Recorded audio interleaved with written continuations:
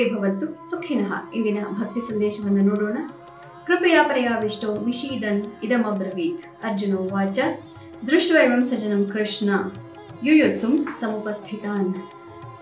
ಅವನು ಕರುಣೆಯಿಂದ ದೈನ್ಯದಿಂದ ಸಂಪೂರ್ಣವಾಗಿ ತನ್ನ ಹತೋಟಿಯನ್ನು ಕಳೆದುಕೊಂಡು ಬಿಟ್ಟಿದ್ದಾನೆ. ಅರ್ಜುನ ಈ ರೀತಿಯಾಗಿ ಕೃಷ್ಣನಿಗೆ ಹೇಳ್ತಾ ಇದ್ದಾನೆ, ಕೃಷ್ಣ, ಇಲ್ಲಿ ವೈರಿಗಳನ್ನು ನೋಡುವಂತಹ ಉತ್ಸುಕತೆಯಿಂದ ನಾನು ಬಂದ್ರೆ ಬರೀ ನನ್ನವರನ್ನೇ ನೋಡ್ತಾ ಇದ್ದೀನಲ್ಲ ಕೃಷ್ಣ, ಏನು ಮಾಡಲಿ ನಾನೀಗ ಅಂತ ಹೇಳ್ತಾ ಇದ್ದಾನೆ. ಇಂದು ಶ್ರೀ ವಿಶ್ವಾವಸು ನಾಮ ಸಂವತ್ಸರೆ ದಕ್ಷಿಣಾಯನೆ ವರ್ಷ ಋತೌ ಶ್ರಾವಣ ಮಾಸೆ ಶುಕ್ಲ ಪಕ್ಷೆ. ಇಂದು 28ನೇ ತಾರೀಕು ಸೋಮವಾರ, ಚತುರ್ಥಿ ತಿಥಿ ಮತ್ತು ಇಂದು ಪೂರ್ವ ಫಲ್ಗುಣಿ ನಕ್ಷತ್ರ ಮತ್ತು ಇಂದು ಕುಜ ಕನ್ಯಾ ರಾಶಿಯನ್ನು ಪ್ರವೇಶ ಮಾಡ್ತಾ ಇದ್ದಾನೆ. 2 ವರ್ಷಗಳ ನಂತರ ಈ ರಾಶಿಯಲ್ಲಿ ಅವನ ಗೋಚಾರ ಆಗ್ತಾ ಇದೆ. ಇದರ ಫಲವನ್ನ ಎಲ್ಲ ರಾಶಿಗಳಿಗೂ ತಿಳ್ಕೊಳ್ಳೋಣ. ಇಂದು ಕುಜ ಕನ್ಯಾ ರಾಶಿಯನ್ನ ಪ್ರವೇಶ ಮಾಡ್ತಾ ಇದ್ದಾನೆ. ಈ ರಾಶಿಯಲ್ಲಿ ಕುಜ 2 ವರ್ಷಗಳ ನಂತರ ತನ್ನ ಗೋಚಾರವನ್ನ ಮಾಡ್ತಾ ಇದ್ದಾನೆ. ಇದರ ಫಲವನ್ನ ಎಲ್ಲ ರಾಶಿಗಳಿಗೂ ತಿಳ್ಕೊಳ್ಳೋಣ ಬನ್ನಿ. ಮತ್ತು ಕುಜ 1.5 ತಿಂಗಳ ಕಾಲ ಒಂದು ಮನೆಯಲ್ಲಿ ಇರೋದ್ರಿಂದ 1.5 ತಿಂಗಳ ತನಕ ಇವಾಗ ನಾವು ಹೇಳುವಂತಹ ಫಲಗಳು ನಿಮಗೆ ಅಪ್ಲೈ ಆಗತ್ತೆ ಅಥವಾ ನಿಮಗೆ ಅದು ಪ್ರಶಸ್ತಿ ಆಗತ್ತೆ. ಮೇಷರಾಶಿಗೆ ಇದು ಅತ್ಯುತ್ತಮವಾದಂತಹ ಗೋಚಾರವಾಗುತ್ತೆ. ಮನಸ್ಸಿಗೆ ನೆಮ್ಮದಿ, ಶತ್ರುಗಳು ಹಿಮ್ಮೆಟ್ಟುತ್ತಾರೆ. 1.5 ತಿಂಗಳ ತನಕ ನೀವು ಹೇಳಿದ್ದೆಲ್ಲವೂ ನಡೆಯುತ್ತೆ. ಇಷ್ಟಾರ್ಥ ಸಿದ್ಧಿ, ಕಾರ್ಯಕ್ಷೇತ್ರದಲ್ಲಿ ಯಶಸ್ಸು, ಆರೋಗ್ಯದಲ್ಲಿ ಬಹಳ ಒಳ್ಳೆಯ ಸುಧಾರಣೆ ಕಾಣುತ್ತೆ.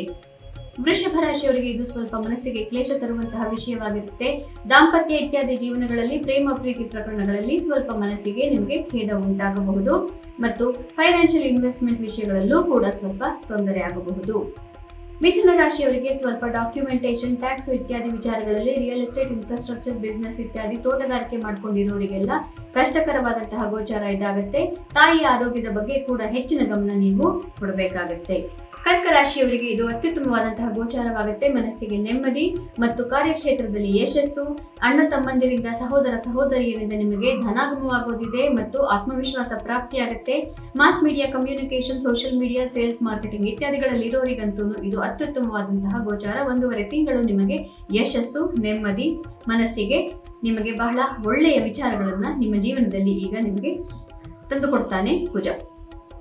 ಸಿಂಹರಾಶಿಯವರಿಗೆ ಇದು ಸ್ವಲ್ಪ ಕಷ್ಟಕರವಾದಂತಹ ಒಂದು ಗೋಚಾರವಾಗುತ್ತೆ. ನಿಮ್ಮ 2ನೇ ಮನೆಯನ್ನ ಪ್ರವೇಶ ಮಾಡ್ತಾ ಇದ್ದಾನೆ. ಸುಖ ಸ್ಥಾನದಲ್ಲಿ ಕುಜ ಬರೋದ್ರಿಂದ ಸುಖ ನಷ್ಟವಾಗುತ್ತೆ. ಅಂದರೆ ಸಂಸಾರದ ತಾಪತ್ರಯಗಳು ಮತ್ತೆ ಹಣಕಾಸಿನ ವಿಚಾರದಲ್ಲಿ ತೊಂದರೆ ಇತ್ಯಾದಿಗಳನ್ನು ನೀವು ನೋಡಬಹುದು. ಸ್ವಲ್ಪ ಬ್ಯಾಲೆನ್ಸ್ಡ್ ಆಗಿ ಇರಬೇಕು ಮತ್ತು ಬಹಳ ಸಮಾಧಾನವಾಗಿ ಇರಬೇಕು. ಇಲ್ಲದೆ ಹೋದರೆ ಸಂಸಾರದಲ್ಲಿ ದೊಡ್ಡದೊಂದು ತಾಪತ್ರಯ ಬರಬಹುದು ಅಥವಾ ನಿಮ್ಮ ಪ್ರೀತಿ ಪಾತ್ರರೊಡನೆ ಮನೆಯಲ್ಲಿ ನಿಮ್ಮ ಜೊತೆಗೆ ವಾಸ ಮಾಡುವ ಜೊತೆಗೆ ನಿಮಗೆ ವೈಮನಸ್ಯಗಳು, ಜಗಳಗಳು ಇತ್ಯಾದಿ ಆಗಬಹುದು. ಕನ್ಯಾ ರಾಶಿಯವರಿಗೆ ಇದು ಉತ್ತಮವಾದಂತಹ ಗೋಚಾರ. ಮಿಶ್ರ ಫಲ ಇದ್ದರೂ ಕೂಡ ಮನಸ್ಸಿಗೆ ನೆಮ್ಮದಿ ಪ್ರಾಪ್ತಿಯಾಗುತ್ತೆ.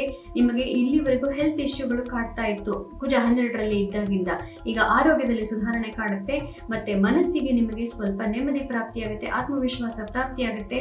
ನಾನು ಕೂಡ ಕೆಲವು ಕೆಲಸಗಳನ್ನ ಮಾಡಬಲ್ಲೆ ಅಂತ ನಿಮಗೆ ಅನಿಸುತ್ತೆ ಮತ್ತು ಕೆಲವೊಬ್ಬರು ವ್ಯಾಯಾಮ ಇತ್ಯಾದಿ ರೊಟೀನ್ಗಳನ್ನು ಶುರು ಮಾಡಿಕೊಳ್ಳಬಹುದು. ಸ್ವಲ್ಪ ಅಲ್ಲಿ ಇಲ್ಲಿ ಮಸಲ್ ಸ್ಟ್ರೈನ್ ಇತ್ಯಾದಿಗಳಾಗಬಹುದು. ಅದರಿಂದ ನೀವು ಹಿಮ್ಮೆಟ್ಟಬೇಕಾಗಿಲ್ಲ. ಸ್ವಲ್ಪ ಗಂಭೀರವಾಗಿ ಅದನ್ನ ಕ್ಯೂರ್ ಮಾಡಿಕೊಂಡು ಮುಂದೆ ಹೋಗಬೇಕು. ತುಲಾ ರಾಶಿಯವರಿಗೆ ಈ ಗೋಚಾರ ಅಷ್ಟೇನೂ ಶುಭಪ್ರದ ಅಲ್ಲ. ಮನಸ್ಸಿಗೆ ನೆಮ್ಮದಿ ಸಂಪೂರ್ಣವಾಗಿ ತೆಗೆದುಕೊಳ್ಳುವಂತಹ ಗೋಚಾರ ಇದು. ಆದ್ದರಿಂದ ಮುಖ್ಯವಾದಂತಹ ಕೆಲವು ಸಂಬಂಧಗಳಲ್ಲಿ ಒಡಕು ಬಂದೇ ಬರುತ್ತೆ. ನೀವು ಅದನ್ನ ಏನು ಮಾಡಲಿಕ್ಕೆ ಆಗೋದೇ ಇಲ್ಲ. ಹಿಂದಿನ 4 ತಿಂಗಳಲ್ಲಿ ನಿಮಗೆ ಬೇಕಾದ್ದೆಲ್ಲ ನಡೀತಾ ಇತ್ತು. ಮನಸ್ಸಿಗೆ ನೆಮ್ಮದಿ ಪ್ರಾಪ್ತಿಯಾಗಿತ್ತು. ಏನು ಬೇಕಾದರೂ ಸಾಧಿಸಬಲ್ಲೆ ಅನ್ನುವಂತಹ ಒಂದು ಆತ್ಮವಿಶ್ವಾಸ ಇತ್ತು. ಈಗ ಅದು ಖಂಡಿತವಾಗ್ಲೂ ಮಾಯವಾಗುತ್ತೆ. 2 ವರ್ಷದಲ್ಲಿ ನೀವು ಅಂದುಕೊಳ್ಳದಂತಹ, ನಿಮಗೆ ಗೊತ್ತಾಗಿರದಂತಹ ಒಂದು ದೊಡ್ಡ ಬದಲಾವಣೆ ಈಗ ನಿಮ್ಮ ಜೀವನದಲ್ಲಿ ಆಗಲೇಬೇಕು. ಮುಖ್ಯವಾಗಿ ಬಿಸ್ನೆಸ್ ಪಾರ್ಟ್ನರ್ಶಿಪ್ ಇತ್ಯಾದಿಗಳಲ್ಲಿ ಅಥವಾ ವೈಯಕ್ತಿಕವಾದಂತಹ ಪಾರ್ಟ್ನರ್ಶಿಪ್ಗಳಲ್ಲಿ ಯಾರೋ ಒಬ್ಬರು ನಿಮ್ಮನ್ನ ಬಿಟ್ಟು ಹೋಗುವುದು ಬಹಳ ಸಹಜವಾಗಿ ಈಗ ಅದಕ್ಕೆ ಮಾರ್ಗವಿಲ್ಲದಂತೆ ತೋರುತ್ತೆ. ಕೆಲವು ವಿಷಯಗಳು ಕೊನೆ ಆಗಬೇಕಾಗಿದೆ, ಆದರೆ ಕೊನೆಯಾದರೇನೆ ಹೊಸ ವಿಚಾರಗಳು ಪ್ರಾರಂಭವಾಗುವುದು. ಆದ್ದರಿಂದ ಇದನ್ನು ಸ್ವಾಗತಿಸಬೇಕು. ಆರೋಗ್ಯದಲ್ಲಿ ಏರುಪೇರಾಗಬಹುದು. ಹೆಚ್ಚಿಗೆ ಯೋಚನೆ ಮಾಡಬಾರದು. ಧ್ಯಾನಾದಿಗಳಿಂದ ನೀವು ನಿಮ್ಮ ಮನಸ್ಸಿಗೆ ಸ್ವಲ್ಪ ಸಮಾಧಾನವನ್ನ ಪಡ್ಕೋಬೇಕು. ವೃಶ್ಚಿಕ ರಾಶಿಯವರಿಗೆ ಇದು ಅತ್ಯುತ್ತಮವಾದಂತಹ ಗೋಚಾರ. ಮನಸ್ಸಿಗೆ ನೆಮ್ಮದಿ, ಮಿತ್ರರಿಂದ ಧನಾಗಮವಾಗುತ್ತೆ ಮತ್ತು ಇಷ್ಟಾರ್ಥ ಸಿದ್ಧಿ. 1.5 ತಿಂಗಳ ತನಕ ನಿಮಗೆ ಬೇಕಾಗಿದ್ದೆಲ್ಲವೂ ಪ್ರಾಪ್ತಿಯಾಗುತ್ತೆ. ಆದ್ದರಿಂದ ಬಹಳ ಹುಷಾರಾಗಿ ಕೇಳಿಕೊಳ್ಳಿ. ಏನು ಕೇಳ್ತಿರೋ ಅದನ್ನ ಕೇಳಿದ್ದೆಲ್ಲ ನಿಮಗೆ ಬರುತ್ತೆ. ಈ 1.5 ತಿಂಗಳ ನಂತರ ನೀವು ಇವಾಗ ಕೇಳಿದ್ರಿಂದ ಆಮೇಲೆ ನಿಮ್ಮ ಜೀವನದಲ್ಲಿ ತೊಂದರೆಗಳಾಗಬಾರದು. ಆದ್ದರಿಂದ ವಿವೇಕ ಅನ್ನೋದು ಮುಖ್ಯವಾಗುತ್ತೆ. ಯಾವುದು ನಿಮಗೆ ನಿಜವಾಗಲೂ ಬೇಕೋ ಮತ್ತು ನಿಮಗೆ ಯೋಗ್ಯತೆ ಇದೆಯೋ ಮತ್ತು ಧರ್ಮ ಮಾರ್ಗದಲ್ಲಿ ಯಾವುದಿರುತ್ತೋ ಅದನ್ನು ಮಾತ್ರ ಕೇಳಿಕೊಳ್ಳಿ. ಕುಜ ನಿಮಗೆ ಇಷ್ಟಾರ್ಥ ಸಿದ್ಧಿಯನ್ನ ಕರುಣಿಸ್ತಾನೆ. ಧನು ರಾಶಿಯವರಿಗೆ ಇದು ಅತ್ಯುತ್ತಮವಾದಂತಹ ಗೋಚಾರ. 1.5 ತಿಂಗಳ ತನಕ ಹೊಸ ಕೆಲಸ ಪ್ರಾಪ್ತಿಯಾಗಬಹುದು. ಇರುವ ಕೆಲಸದಲ್ಲಿ ನಿಮಗೆ ಬಡ್ತಿ ಇತ್ಯಾದಿಗಳು ಪ್ರಾಪ್ತಿಯಾಗಬಹುದು. ಪ್ರಮೋಷನ್, ರೆಕಗ್ನಿಷನ್, ಅವಾರ್ಡ್ ಎಲ್ಲವೂ ಪ್ರಾಪ್ತಿಯಾಗುತ್ತೆ. ಅತಿ ಉತ್ತಮವಾದಂತಹ ಗೋಚಾರ. 2 ವರ್ಷಗಳ ನಂತರ ನೀವು ಕಾರ್ಯಕ್ಷೇತ್ರದಲ್ಲಿ ದೊಡ್ಡದೊಂದು ಬ್ರೇಕ್ ಥ್ರೂ ಅನ್ನು ನೋಡ್ತೀರಿ. ಮಕರ ರಾಶಿಯವರಿಗೆ 1.5 ತಿಂಗಳಿಂದ ಮನಸ್ಸಿಗೆ ಕ್ಲೇಶ ಇತ್ತು. ಮುಖ್ಯವಾದಂತಹ ಕೆಲವು ವಿಚಾರಗಳಲ್ಲಿ ಬಹಳನೇ ನೊಂದಿದ್ರಿ. ಈಗ ಅದೆಲ್ಲವೂ ನಿಮ್ಮನ್ನು ಬಿಟ್ಟು ಹೋಗುತ್ತೆ. ಮುಂದಿನ ಮಾರ್ಗ ನಿಮಗೆ ತೋರ್ತಾ ಹೋಗುತ್ತೆ. ಭಾಗ್ಯೋದಯವಾಗುತ್ತೆ. ಈ ಭಾಗ್ಯೋದಯವಾದಾಗ ತಕ್ಷಣವೇ ನಿಮಗೆ ಭಾಗ್ಯ ಬಂದು ನಿಮ್ಮ ಬಾಗಿಲಲ್ಲಿ ಕೂಡೋದಿಲ್ಲ. ಆದರೆ ತೊಂದರೆಗಳು ನಿವಾರಣೆ ಆಗುವ ಮೂಲಕ ಭಾಗ್ಯೋದಯವಾಗುತ್ತೆ. ಇದನ್ನು ನೀವು ಅರ್ಥ ಮಾಡಿಕೊಳ್ಳಬೇಕಾಗುತ್ತೆ. ಇದು ಒಳ್ಳೆಯ ಗೋಚಾರವೇ, ಆದರೆ ಭಗವಂತನ ಮತ್ತೆ ದೊಡ್ಡವರ ಆಶೀರ್ವಾದ ಇಲ್ಲದೆ ಮುಂದುವರಿಯಕ್ಕೆ ಸಾಧ್ಯವಾಗುವುದಿಲ್ಲ. ಪ್ರಾರ್ಥನೆಯನ್ನ ಬಿಡಬಾರದು.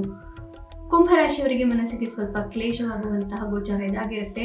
ಮುಖ್ಯವಾದಂತಹ ಕೆಲವು ವಿಚಾರಗಳಲ್ಲಿ, ದಾಂಪತ್ಯದಲ್ಲಿ ಮತ್ತು ಮುಖ್ಯವಾದ ಬಿಸ್ನೆಸ್ ಪಾರ್ಟ್ನರ್ಶಿಪ್ಗಳಲ್ಲಿ ಮನಸ್ಸಿಗೆ ಹತ್ತಿರವಾದಂತಹವರ ಜೊತೆಗೆ ಸ್ವಲ್ಪ ವೈಮನಸ್ಸುಗಳಾಗಬಹುದು. ಈಗಾಗಲೇ ಕುಜ ಸಪ್ತಮದಲ್ಲಿದ್ದರಿಂದ ವೈಮನಸ್ಸುಗಳು ಆಗಿ ಹೋಗಿದ್ದರೆ ಈಗ ಅದಕ್ಕೆ ಏನೂ ಪರಿಹಾರವಿಲ್ಲ, ಹಾಗೆ ನಡೆದುಕೊಂಡು ಹೋಗಬೇಕು ಅಂತ ಬೇಸರವಾಗಬಹುದು. 1.5 ತಿಂಗಳ ನಂತರ ಎಲ್ಲವೂ ಸರಿ ಹೋಗುತ್ತೆ. ಅಲ್ಲಿಯವರೆಗೂ ನಿಮ್ಮಲ್ಲಿಯೂ ಕೆಲವು ಬದಲಾವಣೆ ಆಗುದಿದ್ರೆ ಆಗಲಿ ಅಂತ ಕುಜ ನಿಮಗೆ ಕಿವಿ ಮಾತನ್ನ ಹೇಳ್ತಾ ಇದ್ದಾನೆ. ಮೀನರಾಶಿಯವರಿಗೆ ಇದು ಸ್ವಲ್ಪ ಕಷ್ಟಕರವಾದಂತಹ ಗೋಚಾರ ಆಗುತ್ತೆ. ಷಷ್ಠದಲ್ಲಿ ಕುಜ ಇದ್ದಾಗ ನೀವು ಹೇಳಿದ್ದೆಲ್ಲ ನಡೆದಿತ್ತು. ಮನಸ್ಸಿಗೆ ನೆಮ್ಮದಿ, ಆರೋಗ್ಯ ಸುಧಾರಣೆ ಇತ್ತು. ಆದರೆ ಈಗ ಕುಜ ಸಪ್ತಮಕ್ಕೆ ಬರ್ತಾ ಇದ್ದಾನೆ. ಆದ್ದರಿಂದ ಈಗ ಮುಖ್ಯವಾದಂತಹ ಕೆಲವು ಬಿಸ್ನೆಸ್ ಪಾರ್ಟ್ನರ್ಶಿಪ್ ಅಥವಾ ಎಂಪ್ಲಾಯ್ಮೆಂಟ್ ಪಾರ್ಟ್ನರ್ಶಿಪ್ ಇರಬಹುದು. ಸಹೋದ್ಯೋಗಿಗಳ ಮಧ್ಯೆ ಅಥವಾ ದಾಂಪತ್ಯದಲ್ಲಿ ಸ್ವಲ್ಪ ತೊಂದರೆ ಆಗಬಹುದು. ಸ್ಪ್ಲಿಟ್ ಅಥವಾ ಒಂದು ಸಪರೇಷನ್ ಅನ್ನೋದು ಈಗ ಬರಬಹುದು. ಕೆಲವೊಂದು ಸಪರೇಷನ್ಗಳು ಏನು ಮಾಡಲಿಕ್ಕೆ ಆಗೋದಿಲ್ಲ, ಬರಲೇಬೇಕಾಗಿತ್ತು. ಆದರೆ ಇನ್ನು ಕೆಲವು ತಿಂಗಳ ನಂತರ ಪುನಃ ಅದಕ್ಕೊಂದು ಆ ಮಿತ್ರತ್ವಕ್ಕೆ ಪುನಃ ಅವರು ನಿಮ್ಮ ಜೀವನದಲ್ಲಿ ಬಂದು ಏನೋ ಒಂದು ತಪ್ಪಾಯಿತು ಅಂತ ಹೇಳಿಕೊಳ್ಳುವಂತಹ ಅವಕಾಶ ಪ್ರಾಪ್ತಿ ಆಗಬಹುದು. ಬಿಟ್ಟು ಹೋಗಲೇಬೇಕಾಗಿದ್ದರೆ 2 ವರ್ಷದಿಂದ ನೀವು ನೋಡದಂತಹ ಒಂದು ಡೆಸಿಷನ್ ಇವಾಗ ಆಗಲೇಬೇಕು ಇದು ಅನ್ನುವಂತಹ ಒಂದು ಹೃದಯದಲ್ಲಿ ನೀವು ದೃಢತೆಯನ್ನು ಈಗ ತೋರಿಸಬೇಕಾಗತ್ತೆ. ಯಾರು ಇರಬೇಕೋ ಅವರು ಮಾತ್ರ ಇರ್ತಾರೆ. ಜೀವನದಲ್ಲಿ ಹೋಗಬೇಕಾದವರು ಹೋಗಲೇಬೇಕಾಗತ್ತೆ. ಪುನಃ ನಾಳೆ ನಾನು ನಿಮ್ಮ ಭವಿಷ್ಯದೊಂದಿಗೆ ನಿಮ್ಮೆದುರಿಗೆ ಬರ್ತೇನೆ. 1.5 ತಿಂಗಳ ತನಕ ನಡೆಯುವಂತಹ ಕುಜ ಗೋಚಾರದ ಫಲವನ್ನು ಈಗ ಹೇಳಿದ್ದೇವೆ. ಇದೆಲ್ಲದಕ್ಕೂ ಪರಿಹಾರ ಏನು ಅಂತಂದರೆ ಭಗವದ್ಗೀತಾ ಮನನ. ಇದರಿಂದ ಜನ್ಮಾಂತರದ ಪಾಪಗಳು ಕೂಡ ನಶಿಸಿ ಹೋಗೋದ್ರಿಂದ ಸಣ್ಣ ಪುಟ್ಟ ಗ್ರಹಗಳು ಮಾಡುವಂತಹ ಗೋಚಾರದಿಂದ ನಮಗೆ ಖಂಡಿತವಾಗಲೂ ಬಾಧೆ ಆಗುವುದಿಲ್ಲ. ಸ್ವಚ್ಛವಾದಂತಹ ಭಕ್ತಿಯನ್ನು ಬೆಳೆಸಿಕೊಳ್ಳಬೇಕು. ಇದರಿಂದ ಸಾಧ್ಯವಾಗದಂತಹ ಕೆಲಸ ಈ ಬ್ರಹ್ಮಾಂಡದಲ್ಲಿ ಸಾಧ್ಯವೇ ಇಲ್ಲ.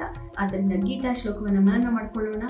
ಮತ್ತೆ ನಾವು ಹೋಗ್ತಾ ಬರ್ತಾ ಯಾವಾಗಲೂ ಯಾವುದೋ ಒಂದು ಹಾಡು, ಯಾವುದೋ ಒಂದು ಗಾಸಿಪ್, ಯಾವುದೋ ಒಂದು ವಿಡಿಯೋನಲ್ಲಿನ ವಿಚಾರ ಇದನ್ನ ಮನನ ಮಾಡೋದ್ರ ಬದಲು ನಿಮ್ಮ ಇಷ್ಟ ದೇವತೆಯ ಹೆಸರು ಅಥವಾ ಒಂದು ಬೀಜ ಮಂತ್ರವನ್ನು ಹೇಳ್ಕೊಳ್ತಾ ಓಡಾಡೋದನ್ನ ನಾವು ಸ್ವಲ್ಪ ಅಭ್ಯಾಸ ಮಾಡ್ಕೋಬೇಕು.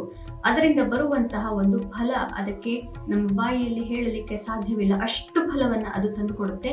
ಸಣ್ಣ ಕೆಲಸ ಬೇಜಾರಾದಾಗೆಲ್ಲ ನಿಮ್ಮ ಇಷ್ಟ ದೇವತೆಯ ಒಂದು ಬೀಜ ಮಂತ್ರವನ್ನು ಕಲಿತ್ಕೊಂಡು ಅದನ್ನು ಹೇಳೋದು ಅಷ್ಟೇ. ಬಹಳ ಸುಲಭವಾದಂತಹ ಕೆಲಸ. ಇದರಿಂದ ಅನೇಕ ಕರ್ಮಗಳು ಕಳೆಯುತ್ತೆ. ಮುಂದೆ ಬರುವ ಕರ್ಮಗಳನ್ನು ನಾವು ತಡೆಯಬಹುದು. ಶ್ರೀಕೃಷ್ಣನ ಹೆಸರನ್ನು ಹೇಳಿಕೊಂಡರಂತೂ ಎಲ್ಲಾ ಇಷ್ಟ ದೇವತೆಗಳು ಕೊಡುವಂತಹ ಫಲವನ್ನು ಖಂಡಿತವಾಗ್ಲೂ ಕೃಷ್ಣನೇ ಕೊಡ್ತಾನೆ. ಆದ್ದರಿಂದ ನೀವು ಶ್ರೀಕೃಷ್ಣನ ಹೆಸರನ್ನ ಕಲಿಯುವುದಲ್ಲಿ ಜಪ ಮಾಡುವುದೇ ಪರಮ ಮಾರ್ಗ. ಅದನ್ನ ಮಾಡಿಕೊಂಡರೆ ಯಾವ ಗ್ರಹದ ಯಾವ ದೋಷವೂ ನಿಮ್ಮನ್ನು ಕಾಡೋದಿಲ್ಲ. ಎಲ್ಲರೂ ಕೂಡ ಕೃಷ್ಣನ ಧ್ಯಾನವನ್ನು ಮಾಡೋಣ. ಎಲ್ಲರಿಗೂ ಶುಭಮಸ್ತು.